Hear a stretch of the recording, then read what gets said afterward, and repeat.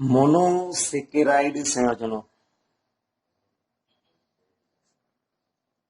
આપણે વચમાં આ એક વિડીયો એમ કપાઈ ગયો હતો, તો એ પાછો બનાવીને આપણે મૂકીએ છીએ. તો મોનોસેકેરાઇડ સંયોજનોમાં રહેલા કાર્બન પરમાણુની સંખ્યા અને ક્રિયાશીલ સમૂહને આધારે એનું વર્ગીકરણ થાય. મોનોસેકેરાઇડ છે એનું વર્ગીકરણ છે ઈ કાર્બન પરમાણુની સંખ્યા અને એમાં કયો ક્રિયાશીલ સમૂહ છે એને આધારે એનું વર્ગીકરણ કરવામાં આવે છે. જો મોનોસેકેરાઇડમાં અલ્ડીહાઇડ સમૂહ ધરાવતો હોય તો એને આલ્ડોઝ, બરોબર, ક્રિયાશીલ સમૂહ તરીકે અલ્ડીહાઇડ હોય તો શબ્દ વપરાય આલ્ડોઝ. અને કીટોન છે એ એમાં ક્રિયાશીલ સમૂહ ધરાવતો હોય તો એને કીટોઝ શબ્દ વાપરવામાં આવે છે.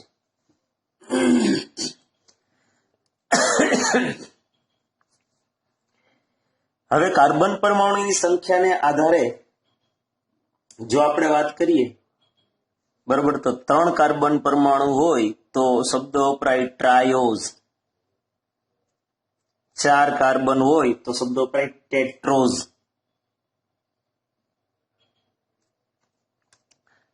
5 કાર્બન હોય તો શબ્દ વપરાય પેન્ટોઝ.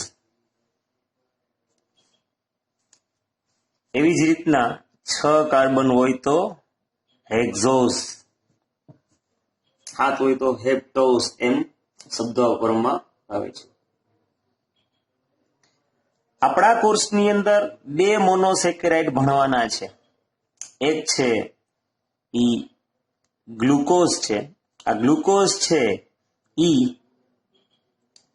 આલ્ડોહેક્ઝોઝ છે. આલ્ડોહેક્ઝોઝ એટલે એમાં અલ્ડીહાઇડ સમૂહ હોય છે અને હેક્ઝોઝ એટલે 6 કાર્બન. અને જે બીજો ભણવાનો છે ઈ છે ફ્રુક્ટોઝ, તો ઈ કીટોહેક્ઝોઝ છે. બરોબર, મોનોસેકેરાઇડમાં આપણે આ 2 અણુ વિશે અભ્યાસ કરવાનો થશે. જેમાં આપણે ભણી તો ગયા છે, આ ગ્લુકોઝ વાળો એક મુદ્દો રહી ગયો એટલે આપણે ચર્ચા કરીએ છીએ. તો ગ્લુકોઝ કુદરતમાં મુક્ત સ્વરૂપે અને સંયોજિત સ્વરૂપમાં મળે છે. તે મીઠા ફળોમાં અને મધમાં રહેલું હોય. દ્રાક્ષમાં ઘણા વધારે પ્રમાણમાં ગ્લુકોઝ હોય. હવે આપણે ગ્લુકોઝ છે એની બનાવટ ભણવાની છે.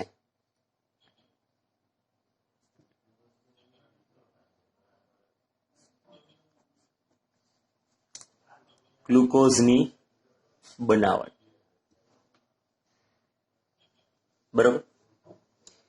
તો સુક્રોઝ એટલે કે શેરડીમાંથી, બરોબર, આ શેરડી થઈ C12H22O11. આ સુક્રોઝ છે એનું તમે જળ વિભાજન કરો, મંદ HCl કે H2SO4, બરોબર, એનું આલ્કોહોલ વાળું દ્રાવણ લઈ અને ઉકાળી નાખો. આલ્કોહોલિક દ્રાવણ સાથે ઉકાળો એટલે આપણને C6H12O6 એટલે કે આ જે મળ્યું ઈ ગ્લુકોઝ અને આ જે મળ્યું ઈ ફ્રુક્ટોઝ, આ વસ્તુ આપણને પ્રાપ્ત થઈ. તો આ બનાવટ થઈ સુક્રોઝ માંથી.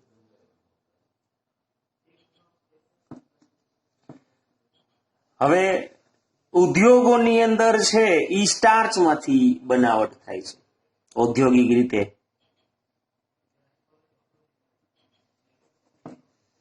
તો સ્ટાર્ચ છે ઈ ગ્લુકોઝ છે એ પોલીસેકેરાઇડ છે.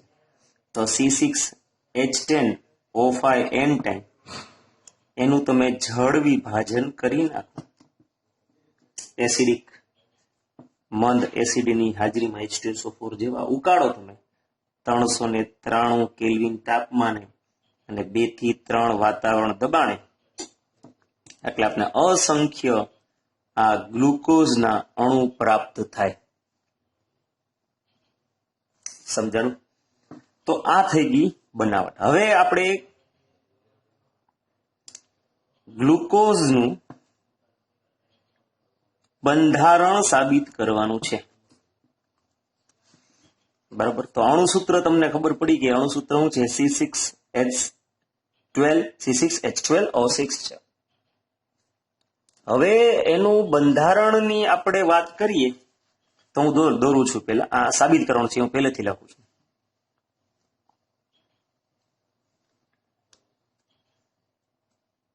CH2OH, 2 કાર્બન આવી ગયા.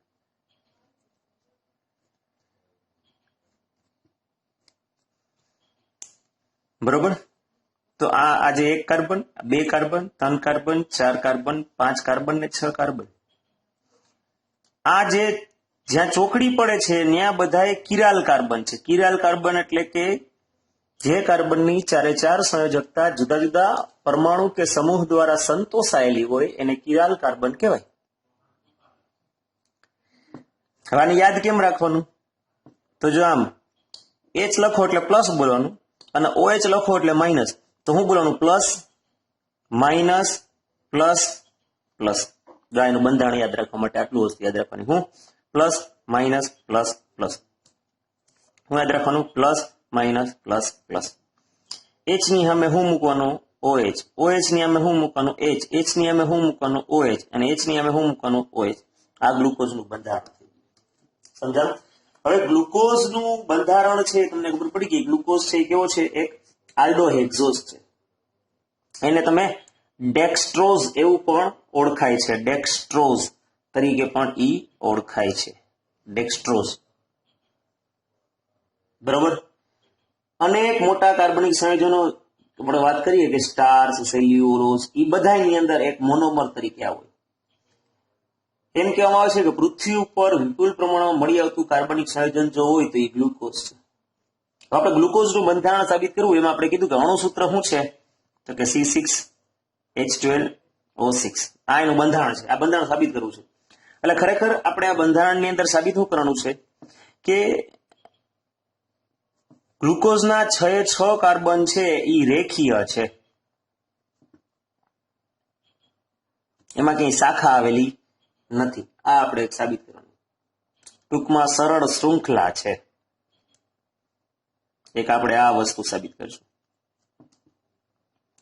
આ હું હાઇલાઇટ આપું છું આ પ્રશ્નની. બીજી વસ્તુ આપણે એ સાબિત કરવાની છે કે ગ્લુકોઝની અંદર જે આ CHO છે એટલે એનો મતલબ તમને આમ લખતા આવડે CO અને આ H એટલે આ કાર્બોનિલ સમૂહની હાજરી. એટલે બીજી વસ્તુ આપણે સાબિત એ કરવાની છે કે ગ્લુકોઝમાં કાર્બોનિલ સમૂહ છે. બરોબર. ત્રીજી વસ્તુ આપણે એ સાબિત કરવાની કે આ જે કાર્બોનિલ સમૂહ છે ને એ કાર્બોનિલ સમૂહ તો તમને ખબર છે કે અલ્ડીહાઇડમાં છે, કીટોનમાં છે, કાર્બોક્સિલિક એસિડમાં છે, એમાઇડમાં છે, એનહાઇડ્રાઇડમાં છે, આ બધામાં છે. આ કાર્બોનિલ છે એ અલ્ડીહાઇડ સ્વરૂપમાં જ છે.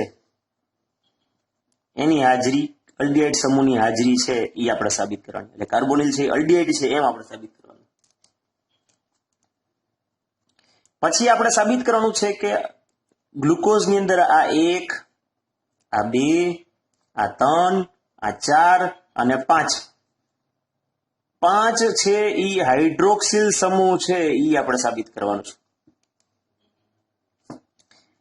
અને છેલ્લે ઈ 5 માંથી એક જે OH છે ઈ પ્રાઇમરી આલ્કોહોલ છે. જો આ પ્રાથમિક આલ્કોહોલ છે, બાકી એના બધા દ્વિતીયક આલ્કોહોલ છે. દ્વિતીયક પ્રાથમિક આલ્કોહોલ કે જે OH જે કાર્બન હારે જોડાયેલો હોય બીજા એક જ હારે જોડાયેલો હોય તેને પ્રાથમિક આલ્કોહોલ કહેવાય.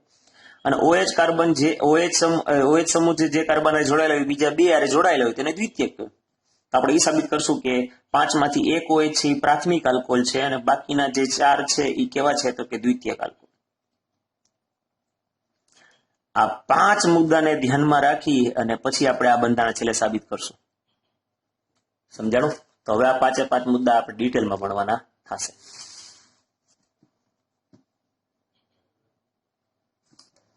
તો બંધારણ સાબિત કરીએ આપણે. બુક પ્રમાણે જઈએ આપણે કે ગ્લુકોઝનું આણ્વીય સૂત્ર C6H12O6 છે. બરાબર. ગ્લુકોઝનું આણ્વીય સૂત્ર C6H12O6 છે. ચાલો પહેલું આપણે શું સાબિત કરવાનું છે કે ગ્લુકોઝમાં રહેલા 6 કાર્બન છે એ રેખીય છે. તો જો આપણે આ ગ્લુકોઝ છે C6H12O6 આની તમે હાઇડ્રોજન આયોડાઇડ HI સાથે લાંબા સમય સુધી તમે ગરમ કરશો એટલે આપણે નિપજ તરીકે CH3 CH2 CH2 CH2 CH2 અને આ CH3 નોર્મલ હેક્ઝેન છે એ આપણે નિપજ પ્રાપ્ત થઈ. બરોબર. તો આ નોર્મલ હેક્ઝેન નો સાબિત શું થયું કે ભાઈ આમાં 6 કાર્બન એક હરખી સરળ શૃંખલા મળ્યા, તેનો મતલબ ગ્લુકોઝમાં એ જ સ્વરૂપમાં હશે. તો આના ઉપરથી આપણને સાબિતી પ્રાપ્ત થઈ કે ગ્લુકોઝમાં બધા જ 6 કાર્બન સરળ શૃંખલા એટલે કે રેખીય સ્વરૂપમાં છે. એટલે આપણે પહેલું સાબિત કર્યું કે ગ્લુકોઝમાં 6 કાર્બન પરમાણુ સરળ શૃંખલામાં છે. નેક્સ્ટ એના પછીનો મુદ્દો કે આ જે ગ્લુકોઝ છે એમાં તમને ખબર કે આ CHO અલ્ડીહાઇડ છે, આ CHOH, આ 4 હું આમ પણ લખી શકું અને છેલ્લે આ CH2OH ચોપડી વાર લખ્યો એટલે આપણે એમ લખ્યું. આ ગ્લુકોઝ છે, એને બદલે મને C6H12O6 પણ લખી શકું. આ ગ્લુકોઝની તમે હાઇડ્રોક્સિલ એમાઇન NH2OH બરોબર એની યારે પ્રક્રિયા કરો તો તમને ખબર છે કે કાર્બોનિલનો O અને આ H2 માઇનસ H2O થયું અને ત્યાં ઓક્સાઇન બન્યું. હાઇડ્રોક્સિલ એમાઇન સાથેની પ્રક્રિયા કરી તો ગ્લુકોઝનો ઓક્સાઇન CH ડબલ બોન્ડ NOH બાકી બધું એમ ન.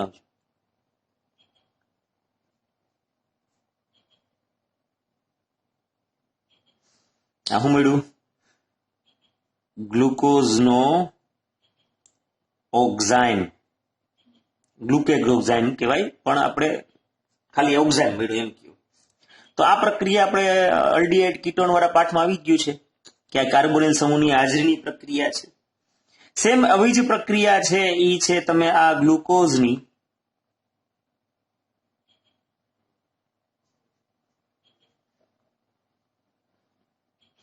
HCN સાથેની પ્રક્રિયા કરો. બરોબર. હાઇડ્રોજન સાયનાઇડ સાથેની તમે પ્રક્રિયા કરશો તો સાયનોહાઇડ્રીન બનશે. આવી રીતના આ COO ડબલ બોન્ડ હશે તો એ આ O ડબલ બોન્ડ વાળો તૂટી ગયો છે, O આગળ H જાય અને આ CN આને કહેવાય સાયનોહાઇડ્રીન.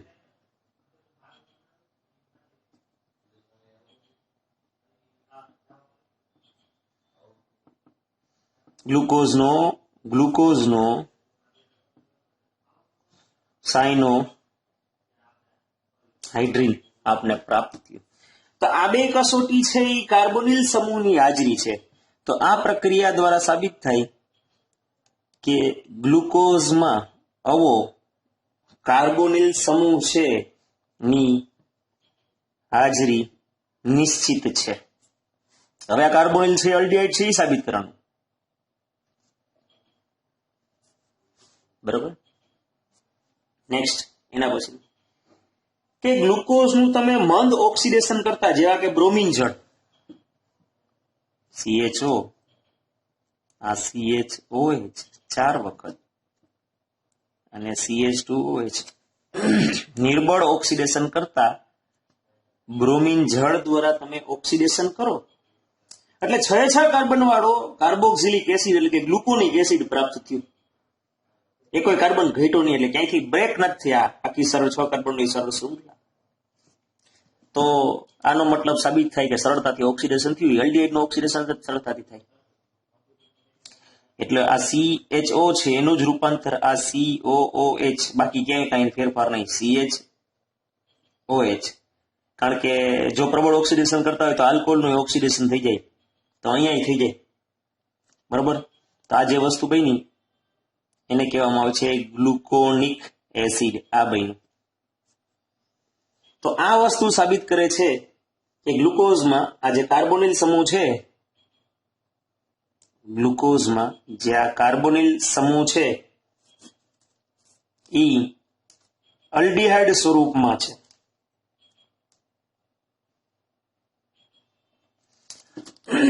તો આ પ્રક્રિયા દ્વારા આ વસ્તુ સાબિત થાય. નેક્સ્ટ ગ્લુકોઝ છે, હવે આપણે 5 OH છે એ સાબિત કરશું. ગ્લુકોઝ છે એની એસિટિક એનહાઇડ્રાઇડ સાથેની પ્રક્રિયા કરશું, એસિટિલેશનની પ્રક્રિયા. બરોબર, એસિટિક એનહાઇડ્રાઇડ સાથેની પ્રક્રિયા કરશો એટલે બધી જ જગ્યાએ જ્યાં OH સમૂહ હોય ને ત્યાંથી H દૂર થઈ જાય અને ત્યાં COCH3 એડ થઈ જાય, CHO. બરોબર, આ જે CH છે એમનેમ, પછી આ જે O છે એ પણ એમનેમ H નીકળી જાય અને ત્યાં COCH3 શબ્દ આવે, ટૂંકમાં એસિટાઇલ સમૂહ આવી જાય. કેટલી વખત? 4 વખત. અને જે છેલ્લે છે અહીંયા પણ CH2O અને પછી ત્યાં પણ શું આવી ગયો? COCH3. તો ગ્લુકોઝનો પેન્ટા એસિટેટ બનશે, ગ્લુકોઝનો પેન્ટા એસિટેટ વ્યુત્પન્ન બન્યો. આ પ્રક્રિયાથી શું સાબિત થશે કે ગ્લુકોઝની અંદર 5 છે એ 5 OH સમૂહ છે એ હાજર છે. બરાબર, તો આમ ગ્લુકોઝના એસિડિક એનાઇડ સાથેની એસિટાઇલેશન પ્રક્રિયાથી ગ્લુકોઝનો પેન્ટા એસિટેટ બન્યો જે 5 OH સમૂહની હાજરી સૂચવે છે. સમજાણું? હા, આ 5 કાર્બન પરમાણુ છે જુદા જુદા ઉપર જોડાયેલા છે એ પણ સાબિત થાય. એની પ્રક્રિયાઓ પછી બધી ડિટેલમાં બધું નથી આપતા, પણ કરી શકીએ આપણે, એ આગળ કોલેજ લેવલમાં આવશે. નેક્સ્ટ આગળ હવે આપણે સાબિત કરવાનું છે કે 5 OH માંથી એક OH છે એ કેવો છે? તો કે અલગ છે. તો ગ્લુકોઝનું તમે અને ગ્લુકોનિક એસિડનું બંનેનું તમે નાઇટ્રિક એસિડ છે એના દ્વારા ઓક્સિડેશન પામી અને એક ડાયકાર્બોક્સિલિક એસિડ જેને સેકેરિક એસિડ બનાવે છે. તો આ વસ્તુ સાબિત કરે છે કે એમાં એક OH છે એ કેવો છે? તો કે પ્રાથમિક આલ્કોહોલ છે. બરોબર, કેવો આલ્કોહોલ છે? પ્રાથમિક આલ્કોહોલ. જો CHO CHOH 4 વખત અને CH2OH, આનું તમે નાઇટ્રિક એસિડ વડે તમે ઓક્સિડેશન કરશો એટલે ઓક્સિડેશન ક્યાં થાય? અલ્ડીહાઇડનું થાય ને આલ્કોહોલનું થાય. પણ આ HNO3 ઓક્સિડેશન કરતા છે પ્રાથમિક આલ્કોહોલનું ઓક્સિડેશન કરી શકશે. એટલે આ CHO છે એનું ઓક્સિડેશન થઈ અને પણ શું બનશે? આ COH, આ CHOH 4 વખત એમ છે એમનેમ જ, અને આ CH2OH એનું રૂપાંતર પણ COH. આનું નામ છે સેકેરિક એસિડ. શું નામ છે? સેકેરિક એસિડ. અને ગ્લુકોનિક એસિડ એટલે કે આ એક જ જગ્યાએ COH હોય.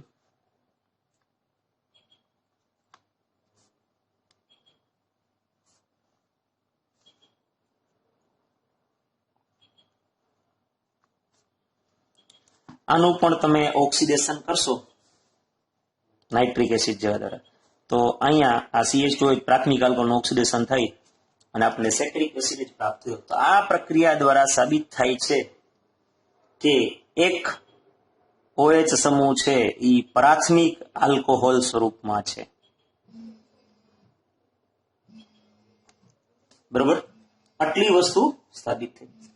હવે સાબિત કરવાની છે આ 4 OH છે એના અવકાશમાં સ્થાન. મેં જ્યાં બંધારણ બતાવ્યું ને તમને કે પ્લસ માઇનસ પ્લસ પ્લસ, એવું બંધારણ છે એ ઘણા બધા ગુણધર્મોનો અભ્યાસ પછી ફિશર નામના વૈજ્ઞાનિકે OH નો અવકાશમાં સ્થાન છે એ ચોક્કસ નક્કી કર્યું. અને એની ઉપરથી પછી છેલ્લે જે આપણે મેં પેલા બંધારણ લખ્યું એ લખવાનું રહે કે આ CHO, આ CH2OH 1 2 3 ને 4, શું લખવાનું? Plus minus plus plus. H ની સામે OH, OH ની સામે H, H ની સામે OH અને H ની સામે OH. આ બંધારણ એક છે એ ગ્લુકોઝનું બંધારણ ફિશરે આ અવકાશમાં સ્થાન OH અને H ના નક્કી કર્યા. સેમ એવું જ બંધારણ આ CHO ની જગ્યાએ હું COH લખું એટલે શું થઈ ગયું, એ ગ્લુકોનિક એસિડ.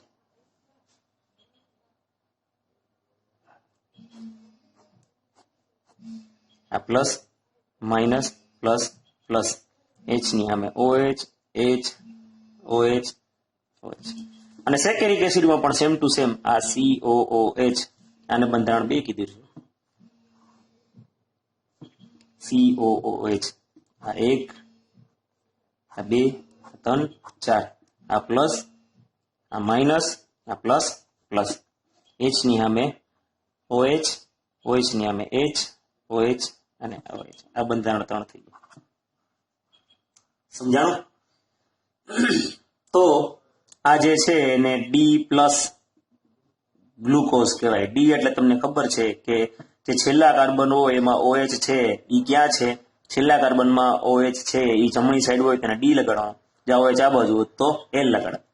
અને પ્લસ છે એ કેની મદદથી છે, તો કે L છે આ પ્લસ છે એ ડેક્સ્ટ્રોઝ, આ જે પ્લસ છે એ કેવો છે, દક્ષિણ ભ્રમણીય શર્કરા છે, એ વસ્તુ બતાવવા માટે. તો એ ભ્રમણ બતાવે છે. સમજાણું? ક્લિયર? અને કેપિટલ ડી અને કેપિટલ એલ ને સ્મોલ ડી અને સ્મોલ એલ કહો કે પ્લસ માઇનસ સાથે કોઈ સંબંધ નથી. આ એનું ભ્રમણ બતાવે છે અને આ વિન્યાસ બતાવે છે. રેડી? તો બાકીનું આગળનું તો આપણે તમને ભણાવેલું જ છે.